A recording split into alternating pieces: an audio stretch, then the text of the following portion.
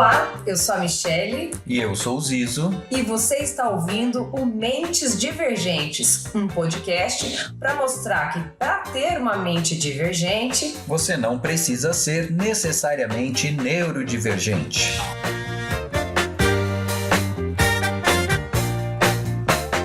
Olá, seja muito bem-vindo ao nosso primeiro episódio da segunda temporada. Voltamos, né, Zizo? Voltamos com o nosso Mentes Divergentes. Estavam com saudades da gente? Nós estávamos, né? Eu estava. Um ano aí parado e aquela ansiedade, né? Sim. Vai, não vai. Mês que vem. Agora mês que vem. Agora vai dar certo, vamos conseguir. Você sabe, né? Autista é aquela coisa meio fazendo gesto numa coisa gravada. Mas enfim, aquela coisa bem quadrada, bem metódica, né? Então cada vez eu tomava aquele sustinho. Agora vai. Mas enfim... Acontece, foi um ano bom para mim, pelo menos, foi um ano de amadurecimento, muita coisa sobre o próprio autismo, né? Algumas experiências fora também, de repente dar uma palestra, entrar em contato com outros autistas, que às vezes as pessoas aí começam a te procurar, né, para conversar e não sei o quê. Então, assim, eu senti que foi um ano de, como eu falei, de amadurecimento, sabe? Desse encontro daquela coisa que a gente tá às vezes muito na ânsia, preciso falar muito, tanto que mesmo os vídeos que eu gravo lá do lado B, dei uma diminuída pra, assim, eu só gravei aquilo que eu achava que eu relevante. Não, aquilo que eu queria falar, não sem aquela obrigação de, não, preciso produzir conteúdo, preciso não sei o quê, papapá. E eu achei que foi uma coisa legal, entendeu? Assim, achei mais que leve. saiu mais leve. Uhum. E mesmo em termos de não é qualidade, não que os outros fossem ruins, mas de estar mais relaxado, vamos dizer assim, entendeu? E mais conforme, né? Acho que a gente vai amadurecendo nessa história. Cada vez que a gente ouve, que a gente lê uma coisa nova, que a gente tem acesso a um material, que a gente tem encontros diferentes, né? Vai construindo novas ideias, né? Eu também senti bastante isso. Eu falei muito esse ano sobre neurodivergência, sobre inclusão, sobre respeito, falei sobre comunicação alternativa. Eram coisas que eu falava, mas não era com tanta ênfase. E eu acho que esse ano, para mim, foi muito mergulhado na comunicação alternativa, para tentar entender mais, aprender mais. E traz pessoas diferentes, né? Cada pessoa vem com um aprendizado novo, né?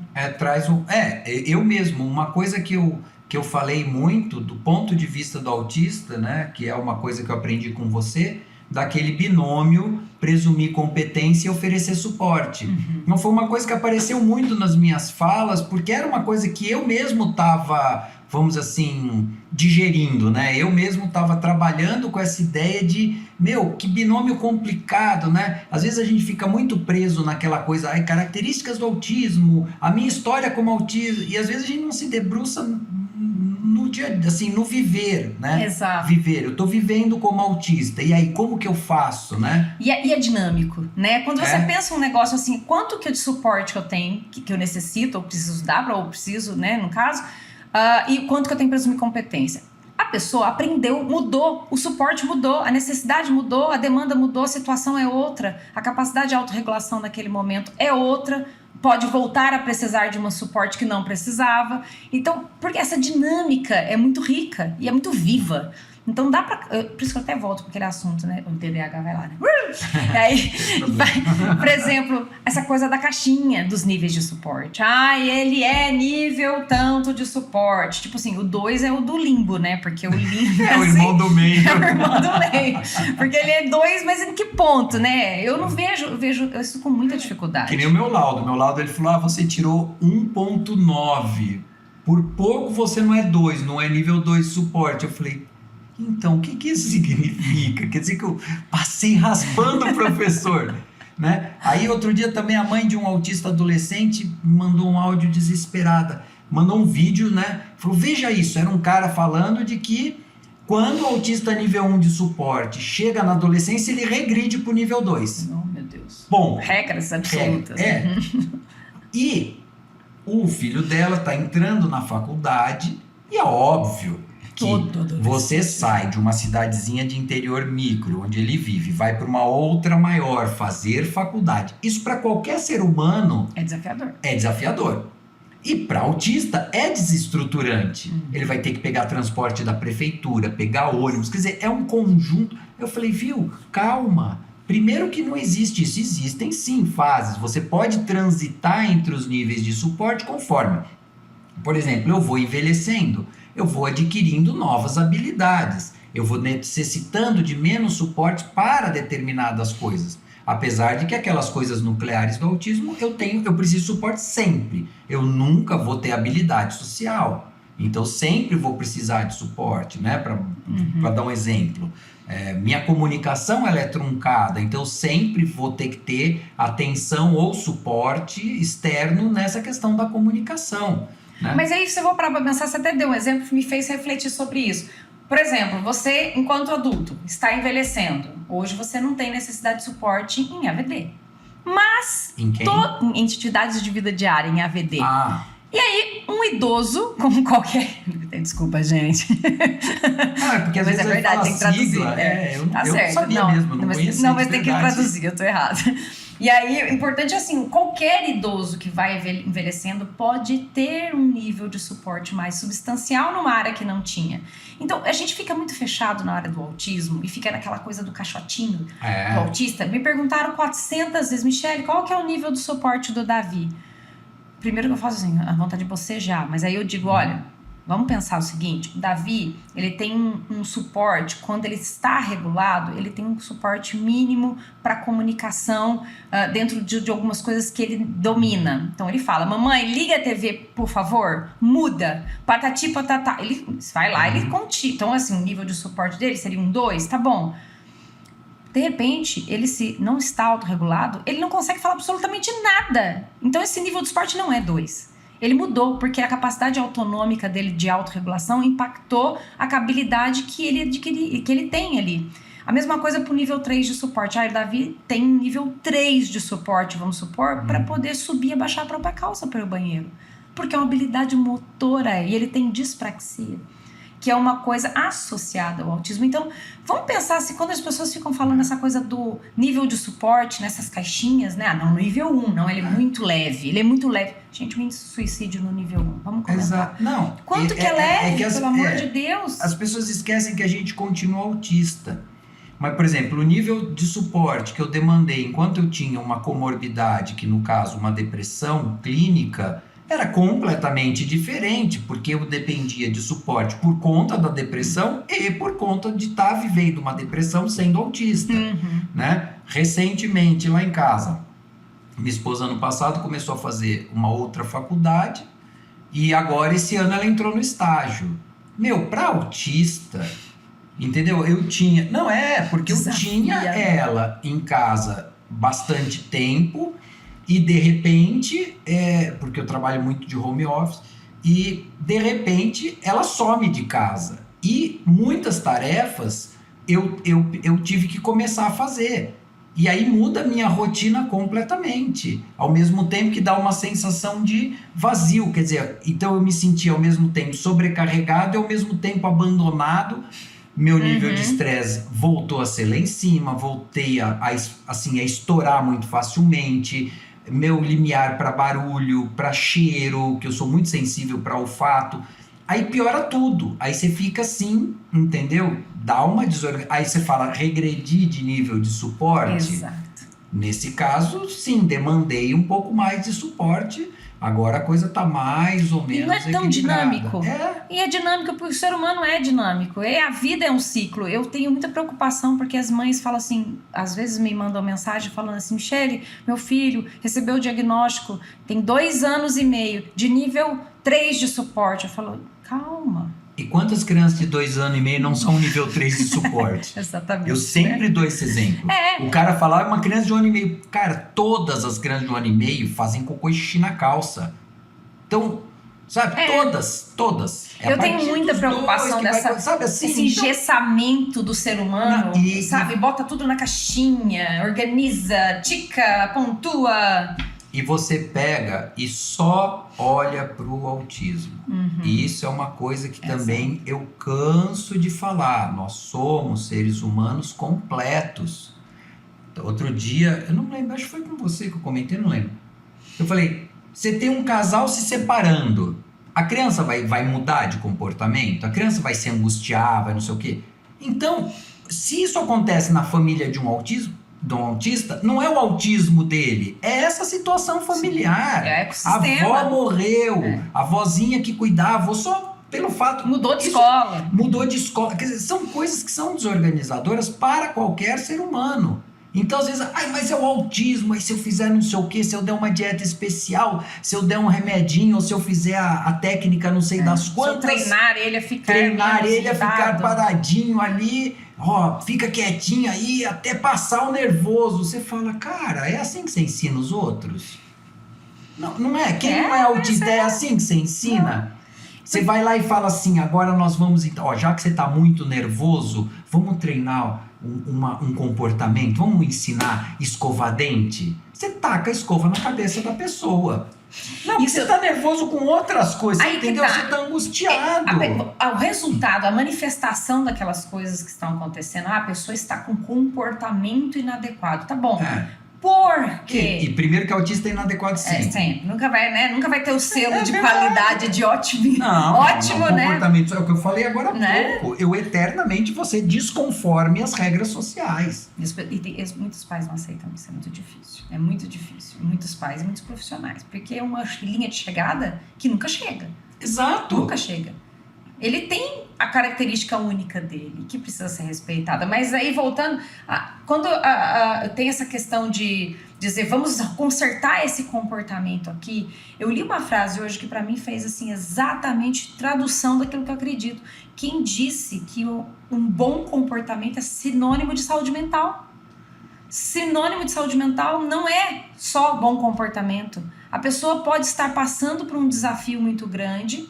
E se você corrige esse comportamento dela, nem sempre você está dando ferramentas internas para lidar com isso. Ela pode não parecer estourada, ela pode não criar um novo problema estourando a cara de alguém porque está estressado. Mas, será que você tratou o interno dela? Vamos falar de diagnóstico de mulher. Mulher autista que é mais recolhida, é mais quieta por causa do machismo estrutural. Olha que moça tranquila, olha que filha ótima. E na verdade ela é autista e fala, pô, coitada, ela tá aí porque... Mascarada. É massacrada por um machismo estrutural, ela fica sem diagnóstico, que é um drama. Bom, a gente não tem metodologia de diagnóstico específico para mulher até hoje, infelizmente, né? Então, assim, é complicado. E essa coisa eu ia falar um negócio do comportamental e você falou da eterna inadequação. Então, assim, eu acho importante frisar isso. Eu tenho 54 anos, fiz curso superior, tenho um emprego fixo, sou casado há quase 20 anos e sou completamente inadequado socialmente, 100% das vezes. Você fala, mas isso, eu te conheço, eu já te vi dando palestra. É um esforço gigantesco. Eu preciso, 100% das vezes minha esposa vai comigo. Quando é algum evento que dá para ela estar comigo, ela vai, para dar aquela diquinha. Outro dia eu cheguei no trabalho e o pessoal comentou de um assunto, algum assunto novo lá, e eu comecei a falar. De repente eu virei e falei assim, olhei pro rapaz assim, vi que eu falei, tô berrando, né? Ele só deu uma risadinha. Aí eu automaticamente baixei o tom de voz, porque eu faço isso sempre, eu me empolgo, meu tom de voz vai lá em cima. Quando eu vejo, eu tô berrando. Mas assim, eu já falo alto, assim, eu tenho uma coisa de falar mais forte, assim. Então, se eu me empolgo, bicho, o Brasil tá escutando. Achei que era só eu. Não, Michele, então assim, é uma coisa, essa coisa do comportamento, é que eu falo, eu sempre tenho que estar buscando no racional qual é sabe assim, o parâmetro correto, qual será, como que é a regra social. É como se eu tivesse que andar com o manual debaixo do braço, toda hora consultar, entendeu? E agora, o que tem que fazer? Porque sempre minha tendência vai ser seguir aqueles caminhos divertidos da mente autista, que entendeu? Vão criando. Sabe que eu li uma vez, essa é uma autora que eu tenho estudado bastante, e eu tenho me encantado, que ela chama Olga Bogdishina, não sei se eu cheguei a falar sobre ela, é uma siberiana. Ela mora na Rússia, mãe de autista, psicóloga, psiquiatra, não sei. ela fala muito sobre, dentro dos estudos dela, que uma das dificuldades raízes do autismo é a capacidade de fazer seleção de prioridades. Seja internamente pelas interocepções ou pelos estímulos que vêm, né, pelas vias sensoriais externas, ou pelos pensamentos. O que é mais relevante em cada contexto? Então, essa dificuldade de traçar uma linha do que é mais relevante em cada contexto faz com que as reações sejam descompensadas ou fora de um parâmetro esperado. Porque não existe aquela lógica, objetividade do que é mais relevante. Não existe uma lógica neurotípica. Exatamente. Existe uma lógica perfeita pra minha cabeça. Boa você falar. Se a pessoa chegar com um brinco enorme balançando, nada mais importa pra mim. Porque é só aquele blim, blim, blim, blim, blim do brinco enorme. E eu só vou olhar naquilo. Sim. E é uma questão de seleção de prioridade. Olha quanto aquilo tá sendo prioridade na fila daquele encadeamento de pensamento. Ninguém mandou a pessoa chegar espalhafatosa Exato. lá pro autista. Ou com perfume forte. Nossa, não. Né? Por exemplo, pra mim, eu já comentei isso em outros episódios, a questão do incenso, né? Do cheiro, principalmente depois que apaga. Né? Não é o cheiro de incenso, eu acho gostoso, mas ele tem algumas outras coisas que embrulha meu estômago. A partir dali, eu não consigo fazer mais nada. Ou eu cubro o nariz ou eu saio do ambiente. Porque é insuportável pra mim. E para os neurotípicos ali em volta não estão nem sentindo aquele cheiro que eu sinto. E eu tô enjoando, sabe? Tô tendo náusea por conta daquilo. E outra coisa que eu achei muito interessante que você falou, dessa questão de prioridade, eu tô no meu hiperfoco, fome, banheiro, tudo isso é irrelevante. Quantas vezes eu tô na minha partida de videogame aí e de repente eu falo, nossa, a bexiga doendo, mas... Nem socorro. Nem, eu tô ali, tem que terminar aquela partida. E termino, não dou pausa. Termino. Então, e essa coisa da seleção da relevância faz muito sentido, então. Pra você faz sentido isso também. Totalmente. Porque não é uma coisa, eu não sei. É que a gente tem outro... Vou dar um exemplo que na minha cabeça talvez funcione. A mudança da mulher sem filho pra mulher quando engravida. Eu não sou mulher, mas tenho 4 filhas, então pude observar isso.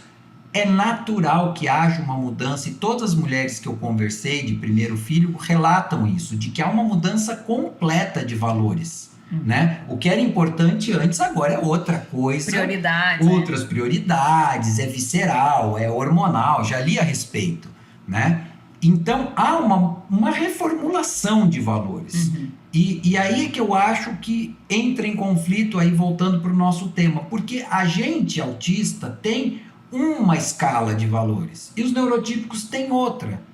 E a gente nunca, e não é assim, aqui no caso da mulher acontece uma mudança, eu quis usar só como exemplo das diferenças, porque aí é uma coisa que a pessoa vivenciou, que mulher que teve filho vai saber do que eu tô falando, né?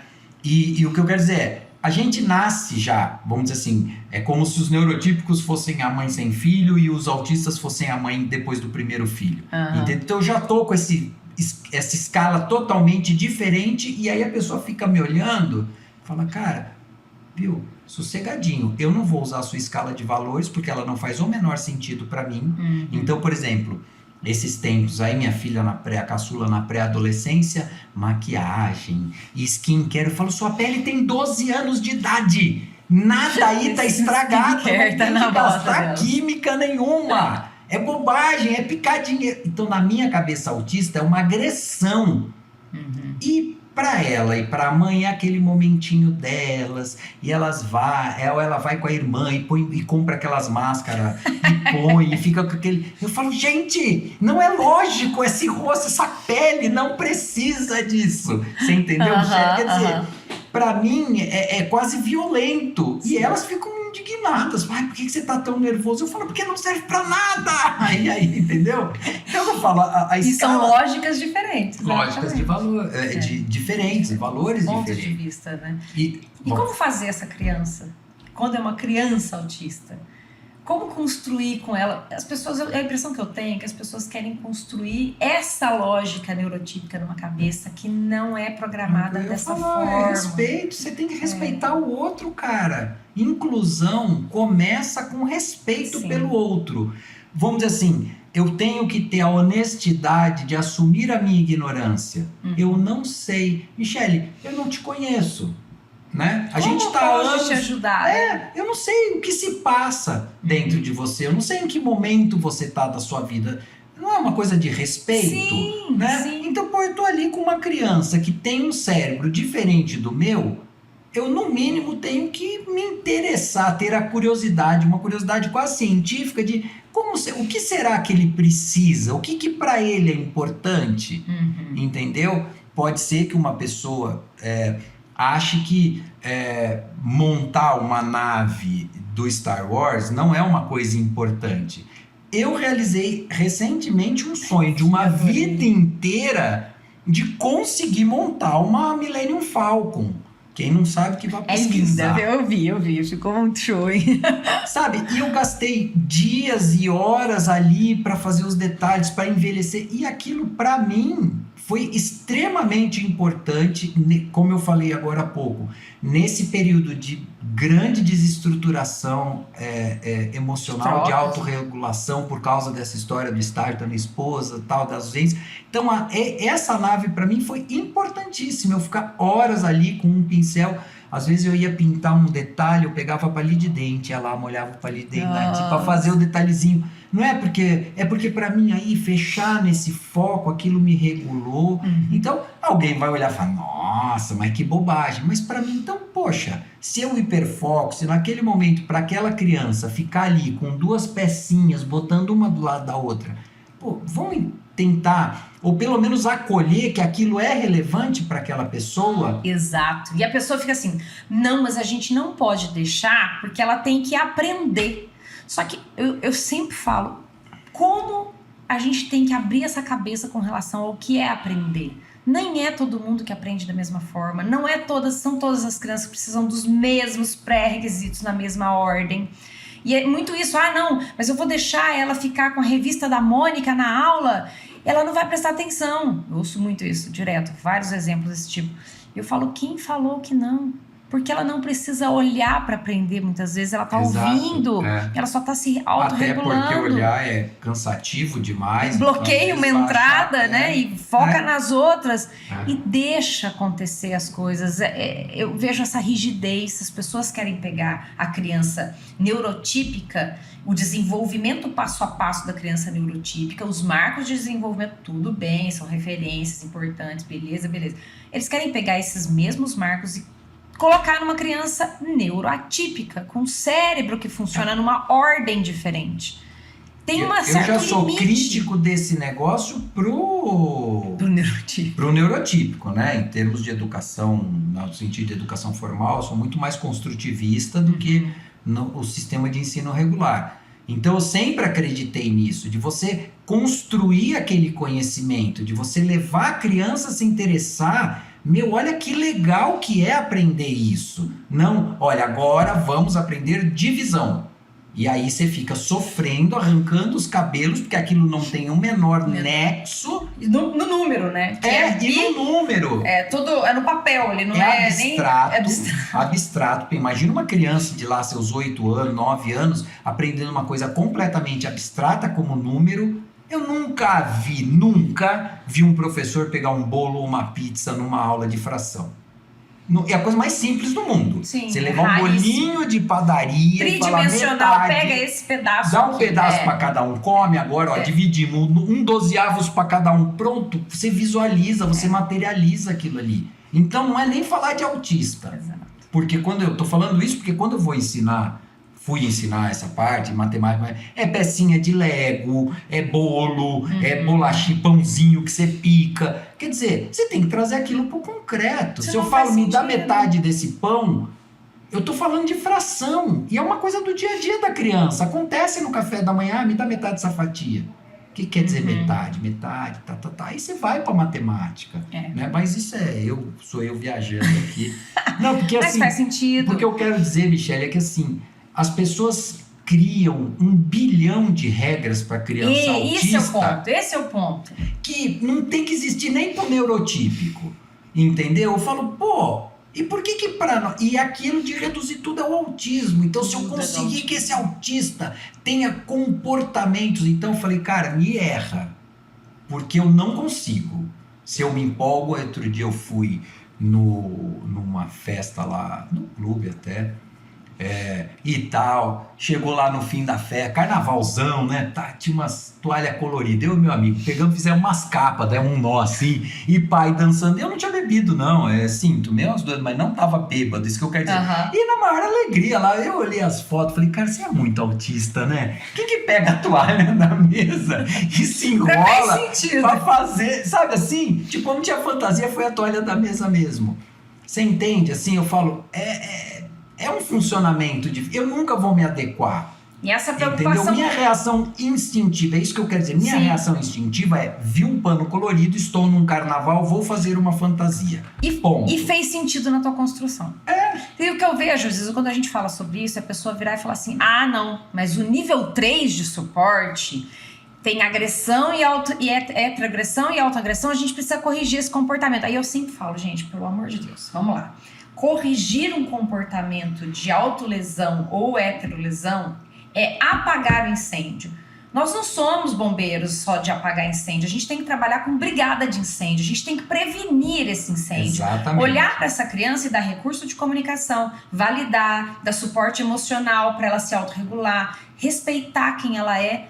Quero ver, vai aparecer. Quanto que vai aparecer Michele, de auto e heterolesão? Outro dia eu estava falando com o pessoal de educação, né, que fui convidado para falar, e aí surge a questão da criança em crise. Eu falei, a criança em crise você não encosta, você diminui o ruído, você afasta as pessoas, espera a criança se autorregular e vai tentar buscar, na experiência que você tem com aquela criança, o que é regulador para ela. É um brinquedinho, é um negócio que ela traz com ela, é uma música, é uma atividade. Você vai largar, nada de segurar, nada de pôr a mão. Eu falando, eu me irrito de imaginar alguém me segurando.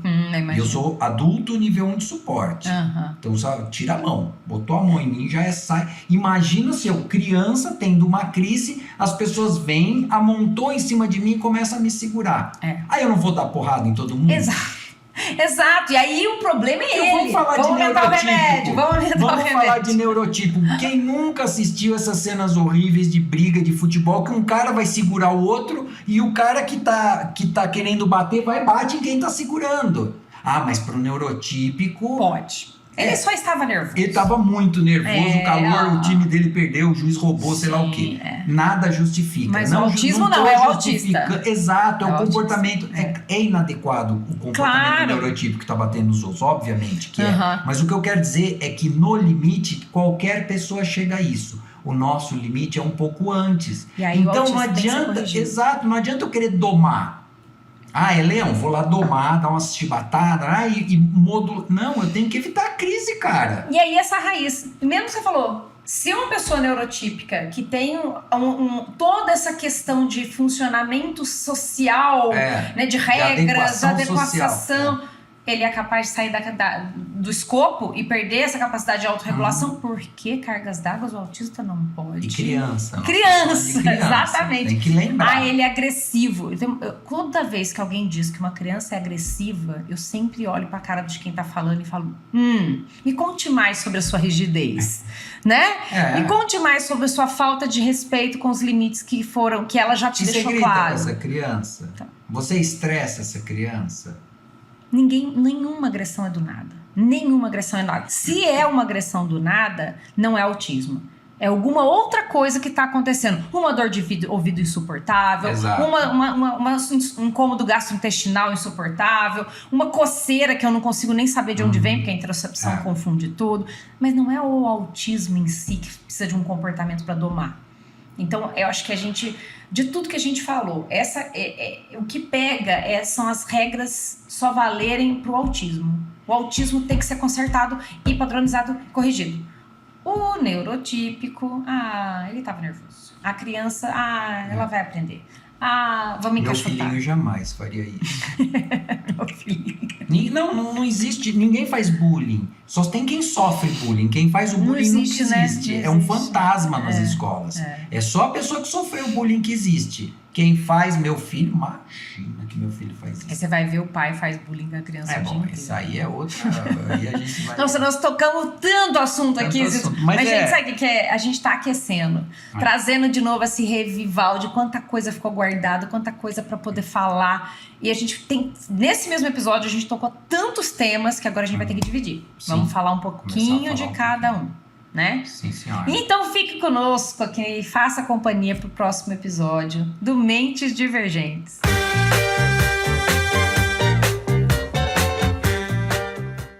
E esse foi mais um episódio do podcast Mentes Divergentes. Eu sou Michele Basso, com Zizo Porto e técnica de Paulo Amaral.